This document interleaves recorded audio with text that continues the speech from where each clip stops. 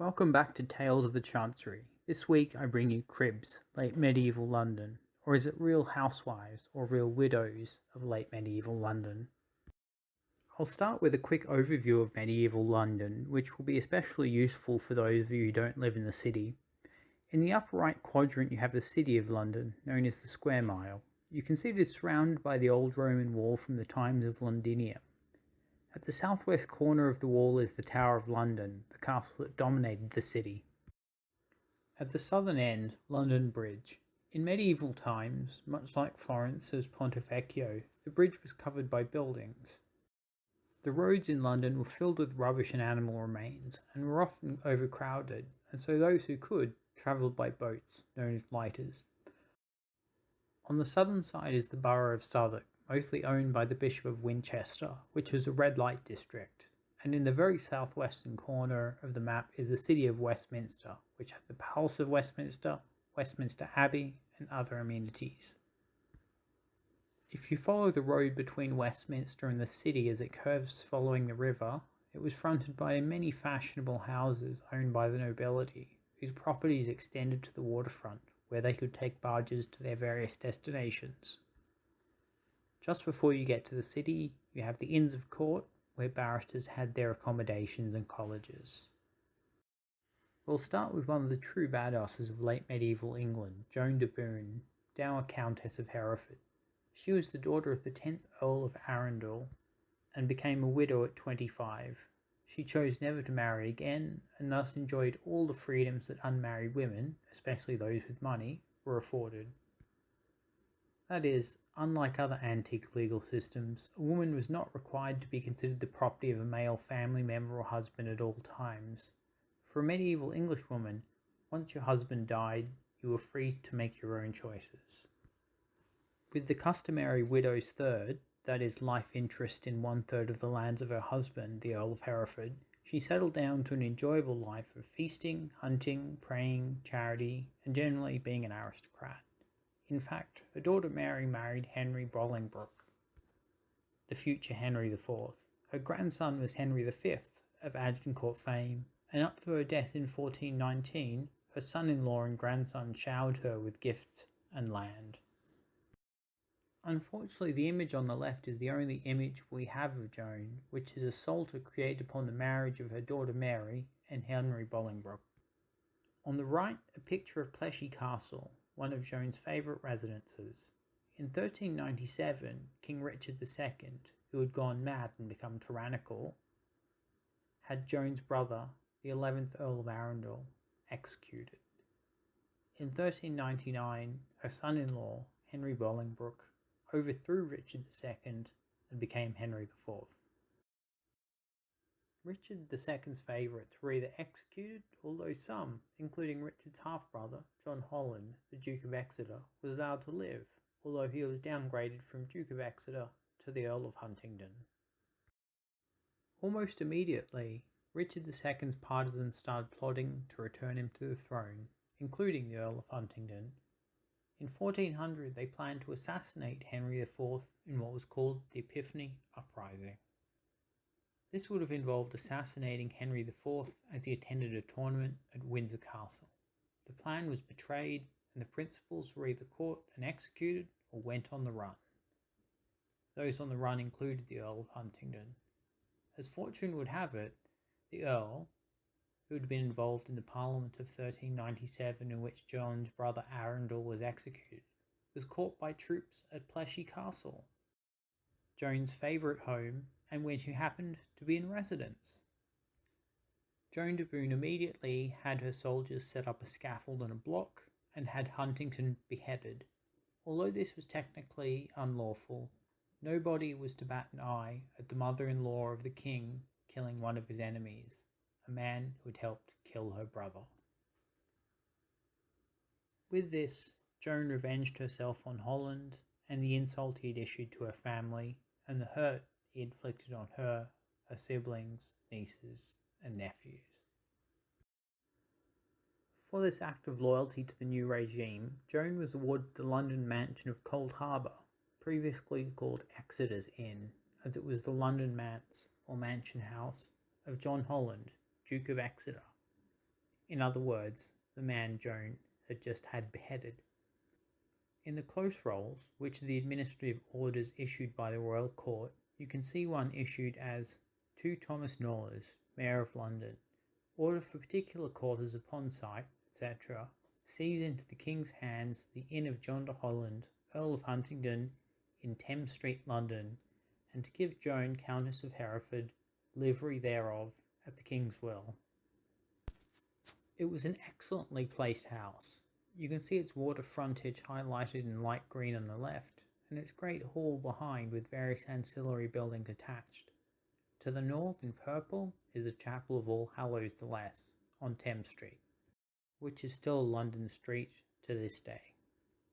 Highlighted on the right you can see the Guildhall of the Livery Company of Fishmongers, which is still located at that location to this day. Cold Harbour is on the western side of London Bridge, which gave it water access to all of the aristocratic houses along the banks of the Thames, as well as to Westminster and to the palaces and manors further up the Thames. You see, it was not safe to navigate between those gaps in the columns supporting London Bridge. Their shape caused whirlpools that caused many a person to drown, so Joan de Beacham took up residence in her lovely new mansion and was loyally rewarded with manors, cash, and jewels by her son-in-law and grandson, Henry V, until her death in 1419. The next badass widow of London is Joan de Beacham, Baroness de Begaveny.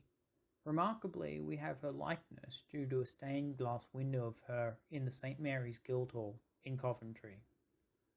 Like Joan de Beacham, she was born in Arundel, and she was in fact the niece of Joan de Beacham.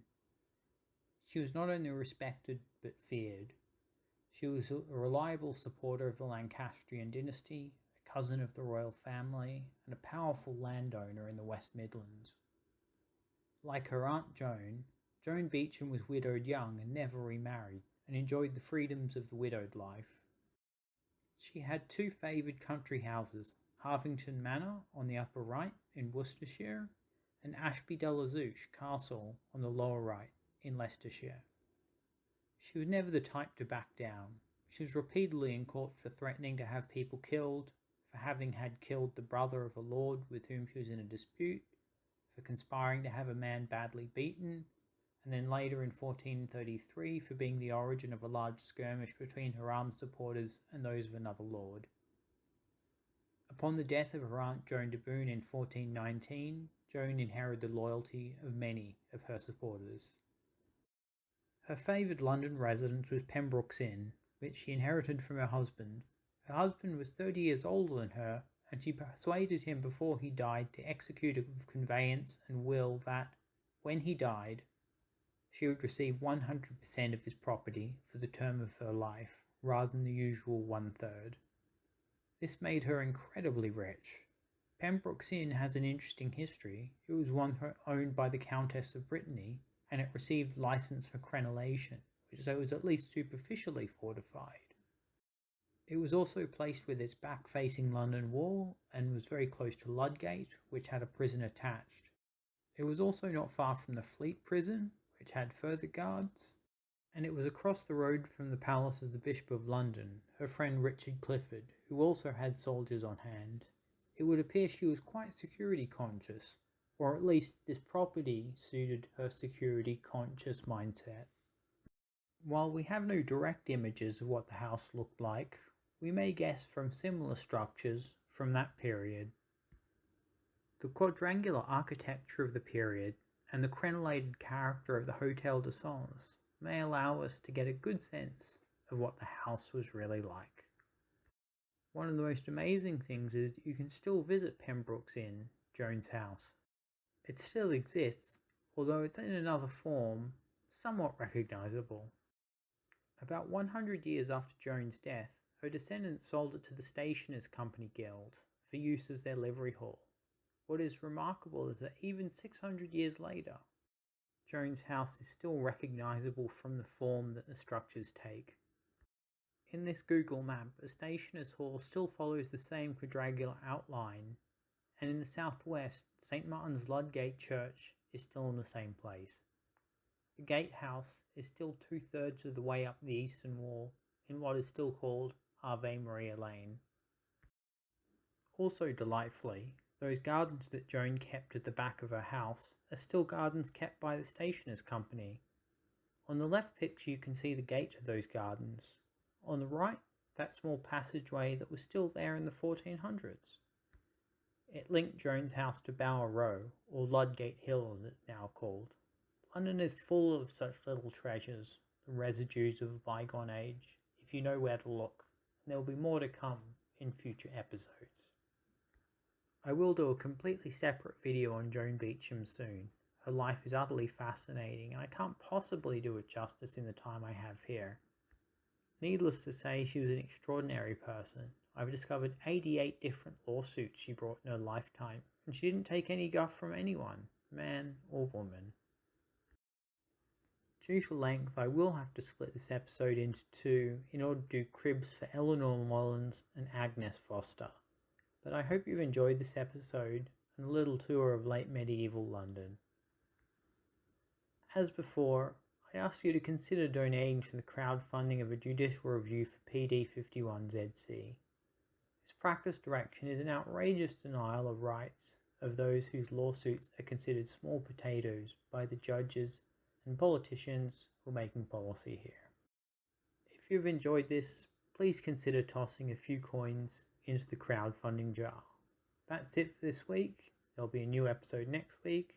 Until then.